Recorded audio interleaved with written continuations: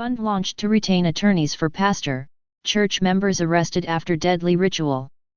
8 male members and the pastor of Pathway International Kingdom Restoration Ministries in St. James, where 2 people were killed on Sunday night in a bizarre ritual, remain in police custody as detectives contemplate what charges they should be slapped with. At the same time, an appeal was yesterday made to members of the organization to donate money to retain attorneys for head of the church Dr. Kevin O'Neil Smith and other members. The amount being sought is $30,000 and the notice on the crowdfunding site stated that now is the time to stand up against our adversaries. 42 members of the church, including the 9 men, were arrested after the police, on their approach to the building in Albion, was fired upon. The first team of police that arrived was shot at, and so they waited on reinforcements to come, Police Commissioner Major General Anthony Anderson said on Monday. We were very concerned that some form of ritualist killing was going to take place here, and so we did an entry last night, Sunday night. We found that there were a couple of people who had been injured by other members of the church, the police commissioner added. He said that 2 members of the congregation were killed in what is alleged to be human sacrifice, while another member was killed during the confrontation with the police. 31 women, who were taken into custody, were charged with breaches of the Disaster Risk Management Act and given bail, according to Senior Superintendent of Police Stephanie Lindsay, who heads the constabulary's Corporate Communications Unit. 14 minors who were at the church at the time of the incident are being held in state care. The horrific incident sent shock waves around the island and brought into focus the pastor, who places the titles His Excellency and Bishop before his name.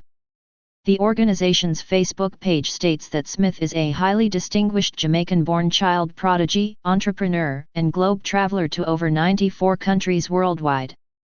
It states, too, that his extraordinary achievements has made him a respectable and recognizable global influential force and world leader in and throughout Christendom and the corporate sphere, all accomplished under the age of 30. Additionally, the Facebook page says Smith is the visionary behind the King's Oracles International Inc. and he presides as the chief special advisor sought after by many visionaries and dignitaries for insight towards the path of holistic transformation.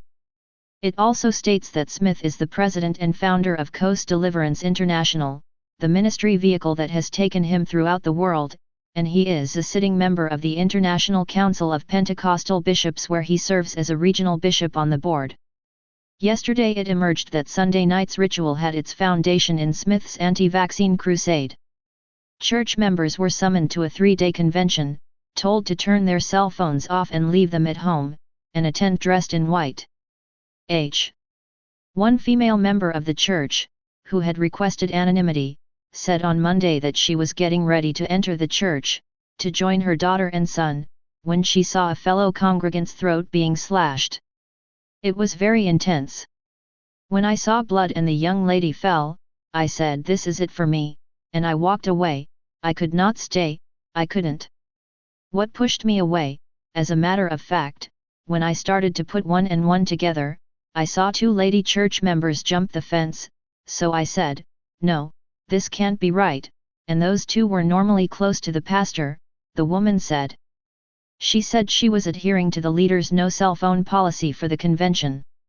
She was forced to beg a resident of the community for a phone call to request a ride home and helped a teenage member to also escape.